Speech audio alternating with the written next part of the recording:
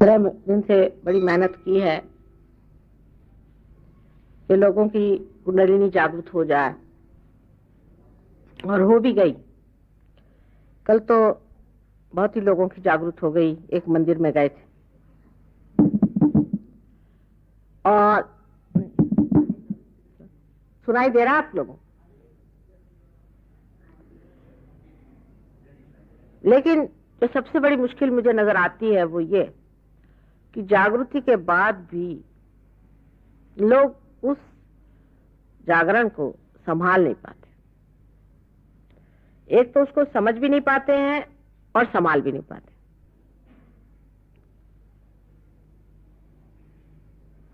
उसकी वजह यह है कि हर चीज को वो अपने बुद्धि पर लाना चाहते।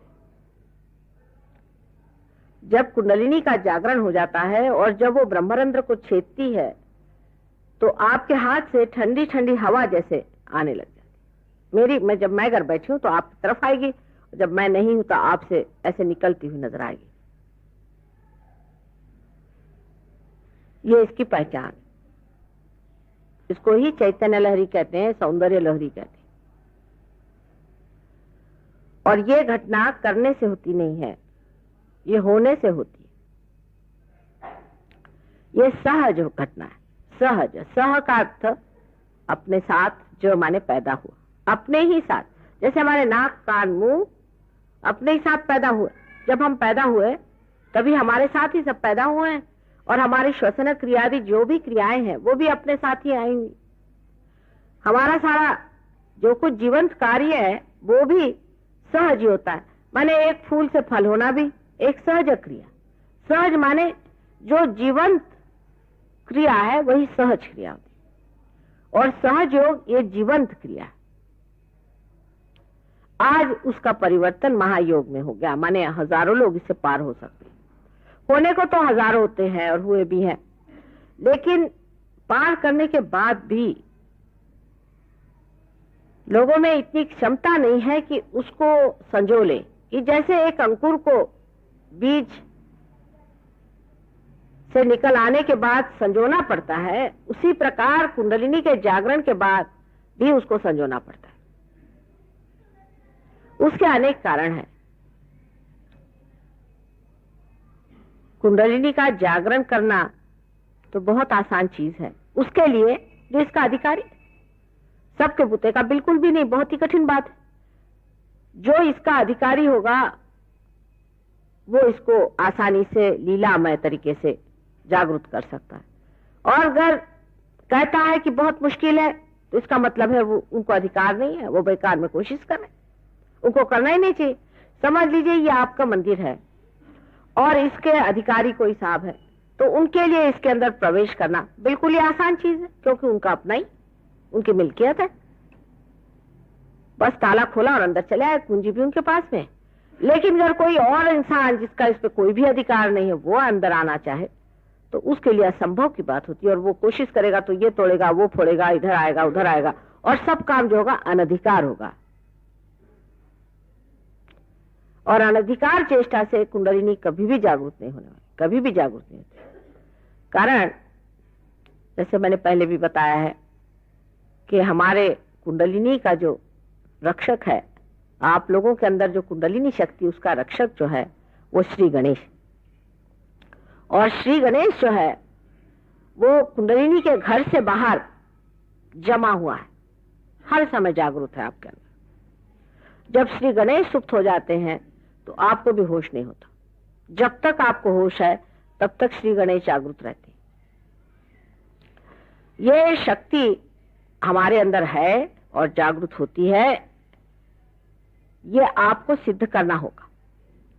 क्योंकि आदि शंकराचार्य ने कहा है कि हमारे अंदर कुंडलिनी शक्ति है, और जब तक ये मां जगदम्बा जागृत हमारे अंदर नहीं होती है तब तक हम तो अनन्य नहीं हो सकते, क्षेत्रज्ञ नहीं हो सकते, न ही हम परमात्मा को जान सकते हैं। क्योंकि आत्मा ही को जाना नहीं तो हमारी जागृति होनी चाहिए।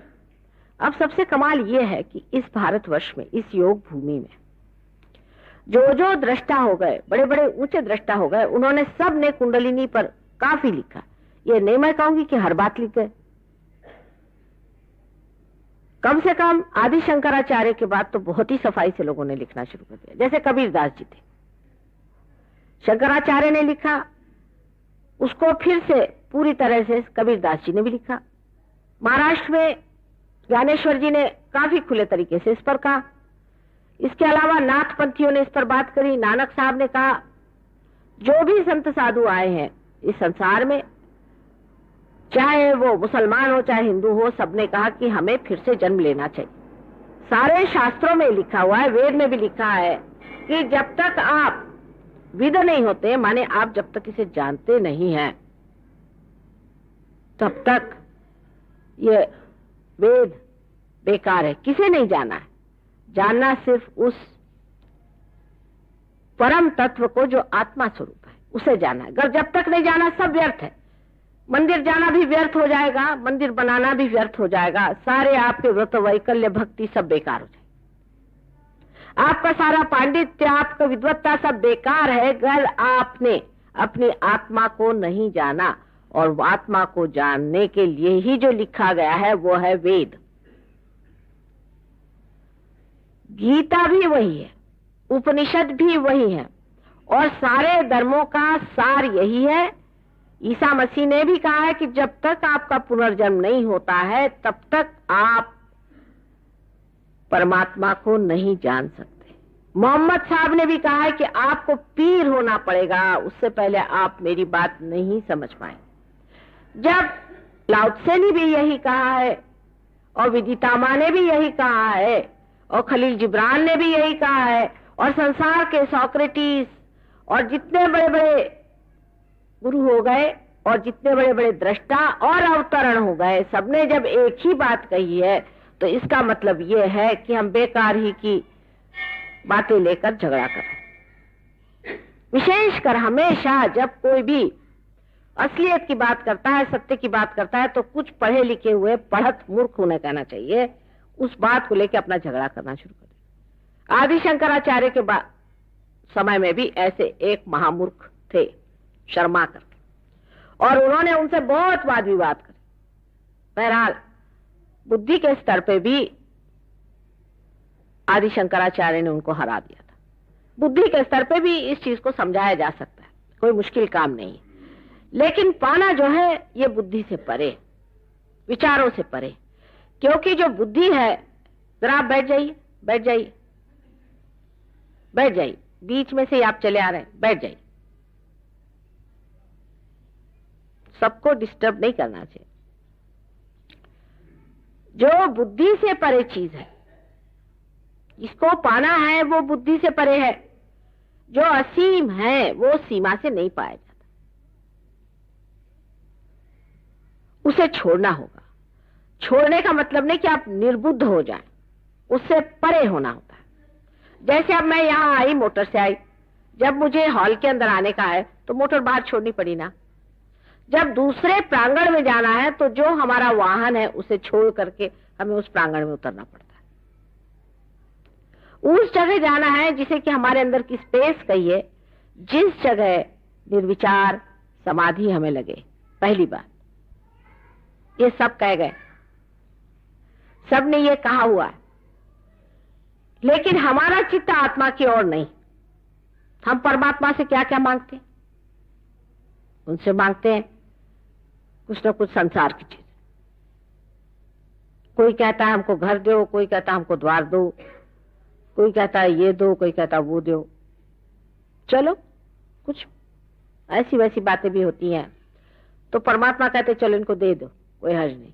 लेकिन वो परम नहीं है, आपकी सूझबूझ की कमी, आपने जो मांगा उसमें सूझबूझ। और इसी वजह से बहुत से अजीब तरह के आजकल लोग निकल आए जो आपको गलत सलत चीजें देते हैं और भरमा देते हैं। और जब इस तरह के गुरुओं के पास गए हुए लोग हमारे पास आते हैं तो वो फिर से उन्हीं के चक्कर में चले जाते हैं, बड़ी मुश्किल से छूटता है फिर, क्योंकि उन्हें गलत रास्ते चला दिए। जैसे कि कोई आदमी कहता है चलो भाई तुम ऐसा करो कि 7 दिन का उपास करो और हमारे लिए आप इतना ला करके रुपया दे दो, बस काम खत्म। अब ये बताइए कि उपास करने से परमात्मा कैसे मिलेंगे? मेरे अभी तक समझ नहीं आ रहा कि इंसान ऐसे कैसे सोचता है क्या आपको शरीर उठ करके आपका शरीर वहां भगवान के पास जाने वाला है क्या, जिसे हल्का फुल्का कर रहे हैं? एक सीधी सरल बात है। इस पर बहुत लोग खासकर मंदिरों में मुझसे नाराज हो जाते हैं जब मैं कहती भाई उपास नहीं करो। उल्टे खुश होना चाहिए कि माँ का धर्म तो अच्छा है, इसमें उपास नहीं करने देती माँ।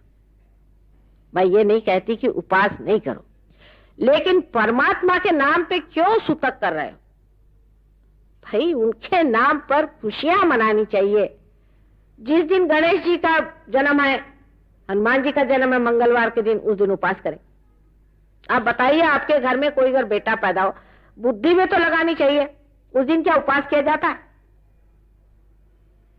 कबीरदास ने जब कोई नई बात बताई तो सब ने उनको मार भगाया और किसी ने उनकी बात नहीं सुनी, किसी ने भी बताया। लेकिन उपास तो ऐसे ही हम लोग करते हैं इस देश में, बहुत से लोग करते हैं। सबको पहले भगवान मिलना चाहिए जो भूखे मर रहे हैं। उनको क्या पहले ही सब भगवान मिल जाएंगे क्योंकि भूखे भूखे मारे मर जाए तो लोग सोचते हैं मरने के बाद उनको जरूर भगवान मिल जाएंगे। दूसरे तरह के लोग होते हैं जो कुछ न कुछ चमत्कार दिखाते, उनके चक्कर में भी आप लोग बहुत रहते। जैसे गए कोई तांत्रिक के यहां पहुंच गए, उसने कहा भाई देखो तुम्हारे बाप का ऐसा है, तुम्हारे माँ का ऐसा है, तुम्हारा हम पिंड छुड़ा देंगे, फलाना कर देंगे, ऐसा कर देंगे, वैसा कर देंगे, दुनिया भर की फालतू की बातें। और इसमें जो लोग उलझ जाते हैं वो भी परमात्मा को नहीं पा सकते, क्योंकि आपका चित्त ही बेकार चीजों में है।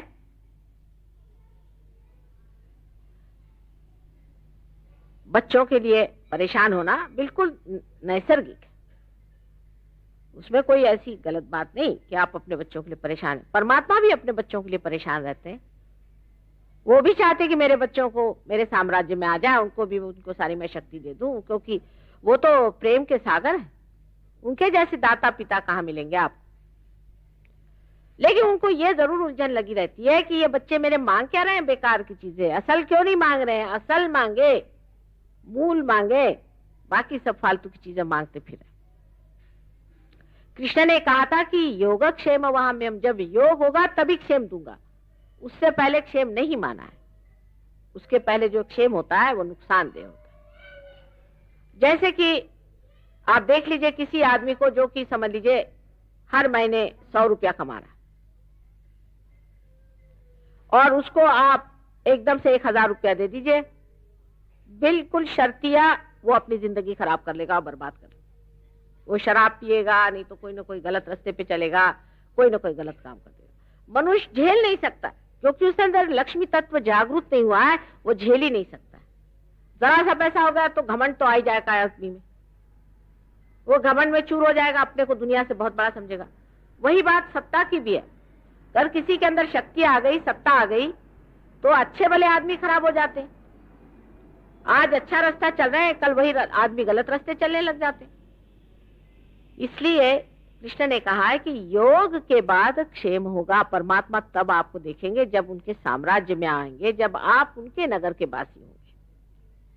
जब तक आप उनके नगर के वासी नहीं हैं, तब तक परमात्मा आपका क्षेम नहीं देख रहा। पर आपकी चिपक तो गलत लोगों से है।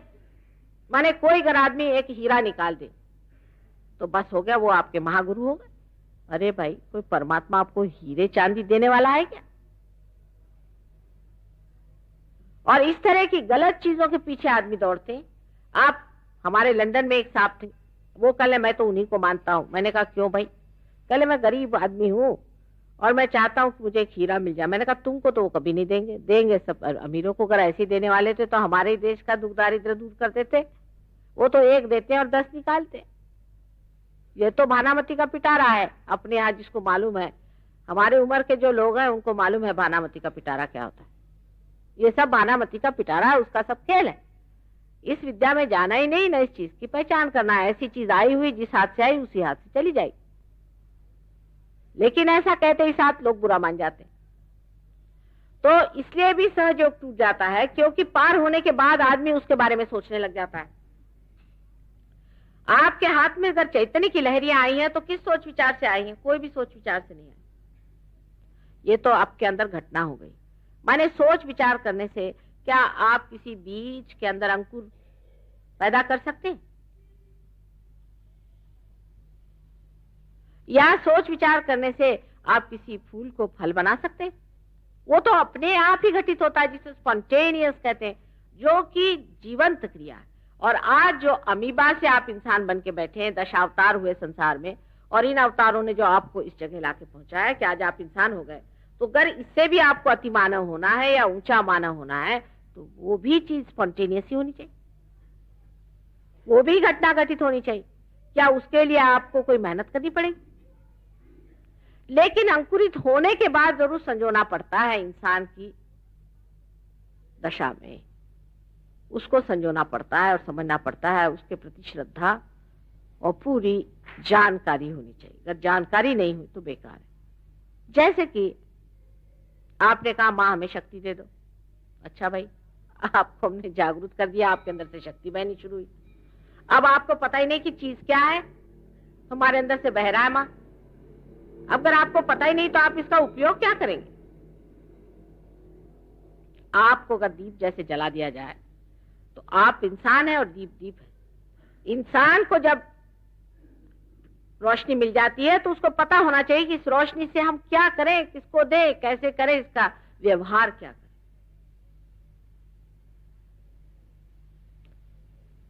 पहले जमाने में 1 आध 2 ही फूल खिलते थे, उसके बाद 2 ही 4 फूल खिलते रहे।